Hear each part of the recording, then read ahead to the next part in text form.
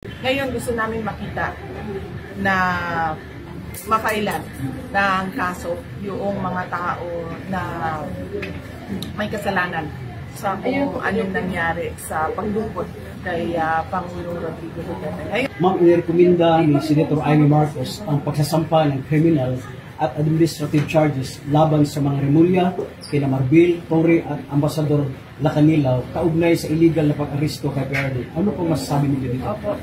Unang-una, nagpapasalamat ako kay Senator Amy dahil binuksan niya ang pag-uusap kung ano ang ginawa nila, anong mali na ginawa nila kay Pangulong Duterte, ang pamilidla,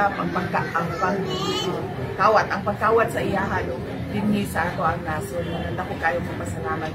Ngayon gusto namin makita na mafailan ng kaso yung mga tao na may kasalanan sa kung anong nangyari sa paglungkot kay Pangulong Rodrigo Duterte. Ngayon, sasabihin ng administrasyon na hindi iyon nila ginawa at hindi iyon political ang pagkuha nila kay Pangulong Duterte. Dapat nakikita natin na may mga kaso ang mga tao nito.